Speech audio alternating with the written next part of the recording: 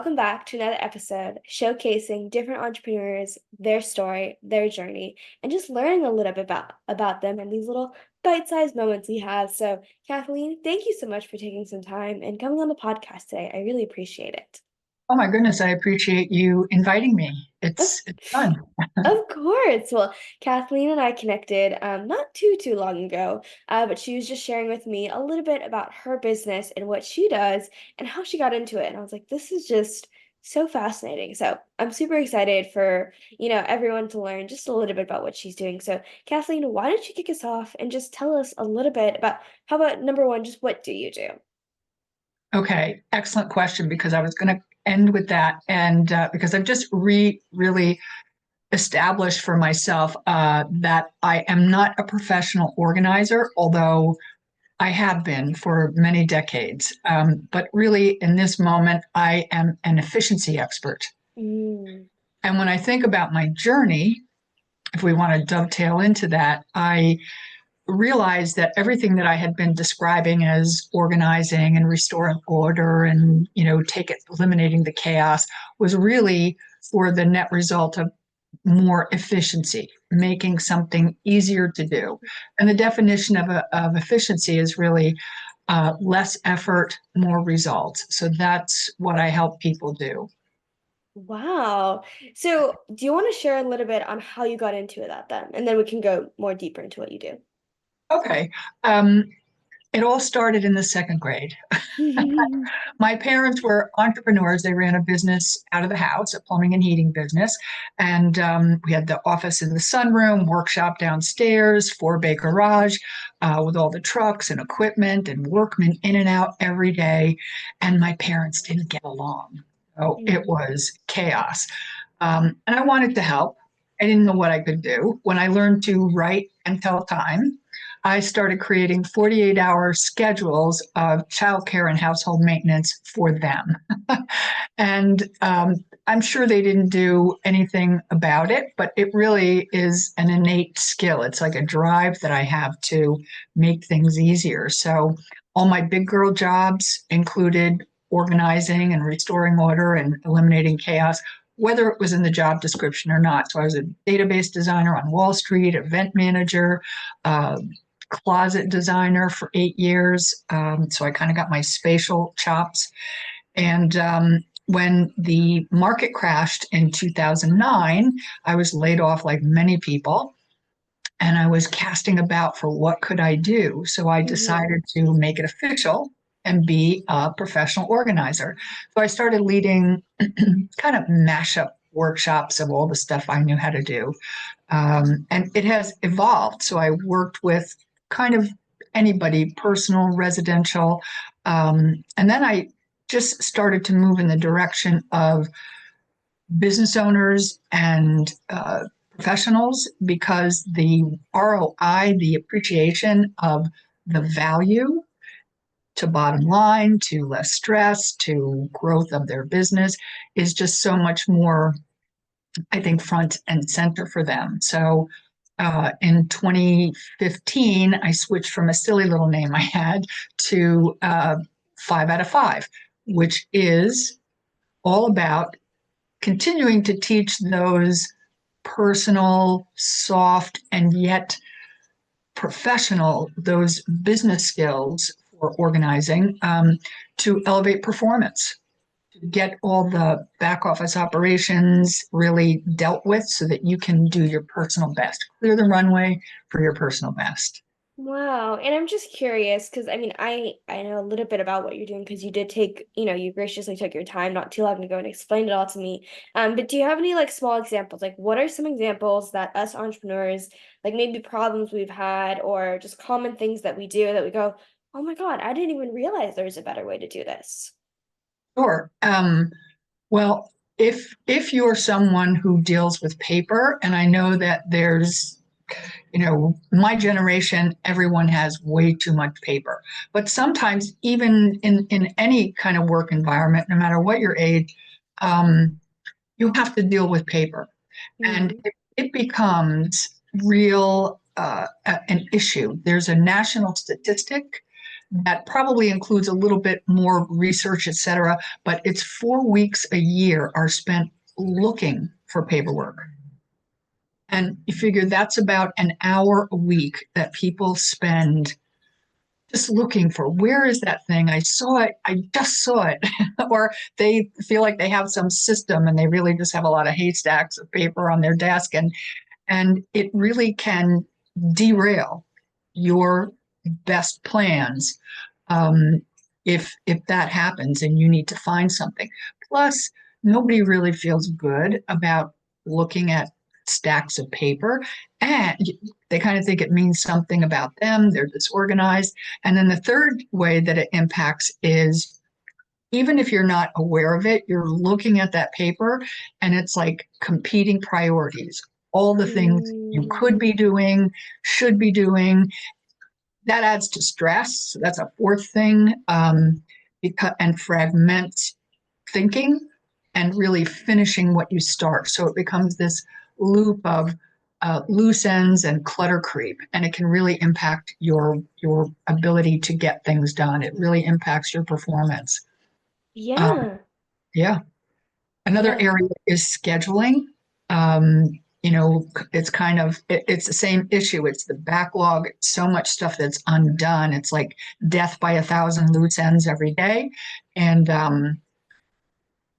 again, it has the same consequence. It really can fragment your thinking, and it's a cacophony. So all my work really involves a through line of consolidation, creating an inventory that you can actually get to work on, because the typical problem is chronic overbooking and its first cousin, chronic avoidance. It's like you're constantly comparing what you're about to do with how much more there is to do. So a lot of times things get pushed off to later, and later is a black hole. So Definitely. it's the same thing. It's a cycle of, you know, task creep and um, backlog, and it's just really not good for performance. Yeah, I think one that really stood out to me is the one that you mentioned when it comes to paperwork is you're always thinking about more productive things you could be doing, or specifically maybe like more income generating things you could be doing. And you're Yeah. like, oh my gosh, this feels like a waste. And that just, like you mentioned, compounds in the back of your mind. And like that really struck home for me. Like, oh my God, yeah, I feel like that. I mean, all the time, honestly. Yeah, and the thing is, Macy, that it's astonishingly simple to there's a real way to just look at a model that you already have, but you don't Mhm. know that you have, which is, what are the buckets of activities? What are the papers that I keep? And if you did nothing else besides keep what I call like items together, so finances, administration, marketing, or whatever subsets of marketing there are, even if those stacks were organized in that way, the looking for things would at least be cut in half. So you already know, like if you really did an inventory of your paperwork, you would see all the different areas kind of together like that. And that's what makes it chaotic and difficult to find. But try it out. Just, sort your paperwork into the common buckets and Mhm. then put a little sticky on it. And that's where the thing is about finances or marketing or um, LinkedIn or whatever it is. Right. Yeah, and I think my favorite part about this is that everything you're saying is just kind of like so common sense. Like we feel like we should already know this, but a lot of us we either know it and we don't do it, or we don't do it because we don't know it. Or we always think, I know this is a big problem as well. It's like, is there a more efficient way that I'm doing it? Is there a better way out there that I don't know of? And then that stops you from doing what you're doing because you're like, well, this can't be the most efficient way, so I don't want to do it. And it's like, no, that's at least do something. But then Yeah. that's why you have someone like Kathleen in your corner to be like, hey, this is the best way I know, that you can organize this, you can sort that, et cetera, et cetera. Yeah. And it's avoided because it's overwhelming. You don't know where to Mm, start. You don't know where things should actually go. So the work that I do really involves the categories, which are very intuitive. Like I said, you already know them, and then creating a home for everything, and then a workflow. It just really helped you to, I call it the three types of paper. So there's your filing, your reference, if you need that, materials that you use on a regular basis. And then there's what are you at work on? And so imagine your desk only has what you're at work on this week. And then at the end of the week, you kind of refresh that and put things where they belong. And so it has the maintenance kind of baked into it. mm-hmm. But Okay. Nice. I like the way that you explain things. Like it's so, I feel like I should expect this from like an efficiency expert, but I can imagine if like you just came here and then you didn't know at all. You're like, oh, well, this kind of works, I think, maybe perhaps. But everything you're saying, I'm like, this just makes so much sense.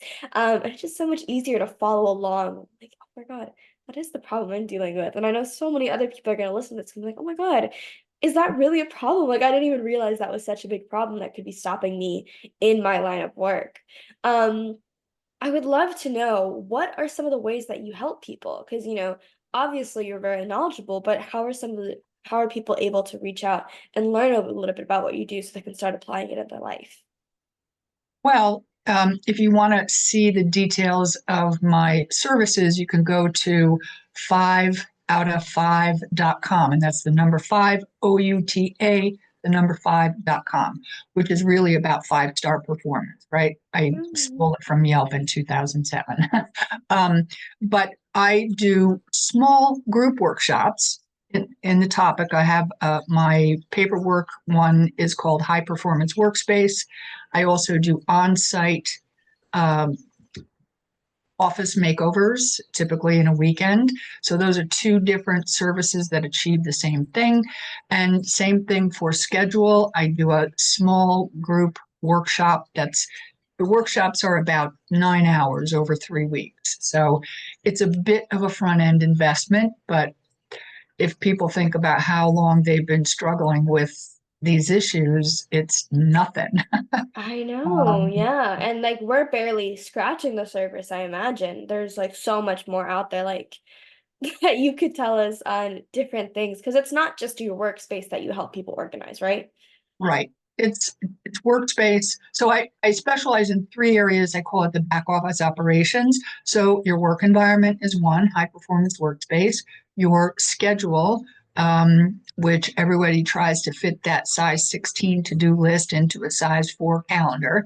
And then the third area is really for entrepreneurs or managers, systems development, because systems development is one of those things that greases the wheels for performance, fast action, impresses clients, friends, it just makes everything go smoothly. So that workshop is on hold for a little while because I'm kind of reworking it. But those are my three areas of specialty: uh, Wow. work, Okay. workspace, schedule, and systems development. Well, there you go. So if anyone's curious, I'll definitely have her website in the description so people can click, copy, paste, go, whatever makes it easier for you. Share. Yes, exactly. So you can go check it out. And then her website is very exhaustive when it comes to every single thing that she helps people with and different ways that you can book her, different ways you can reach out and learn with her. And I learned a lot just going through the website. And then I was really, honored that we just did a one-to-one and she explained more about that. So I feel like I could be an expert as well. I mean, not really. So Kathleen, thank you so much for coming on and sharing a few minutes of your time today. I really appreciate it. Thank you. I Of, had a good time. of Talk. course. Yeah. And before we wrap it up, we'll just kind of end with just a few fun little question. Who's an entrepreneur you would love to have coffee or whatever beverage of your choice with, and why?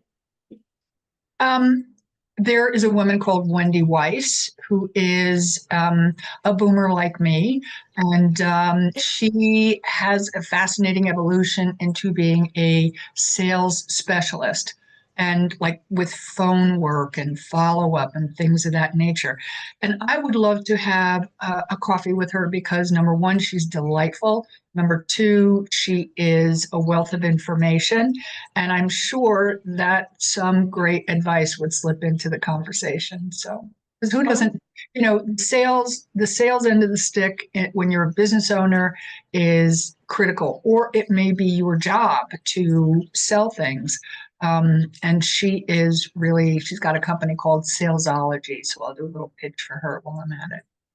well, there you go. I'll look into that as well. So, Kathleen, thank you again for your time today. It was so generous. And I know I learned a lot. I think I learned a lot about what I need to start fixing up in my life. So, I appreciate you taking the time and coming on today. I really appreciate it. Sure thing. Me too. Appreciate you. Had a good time. Of course. And to everyone watching, I really appreciate you as well. And I'll see you next time. Bye.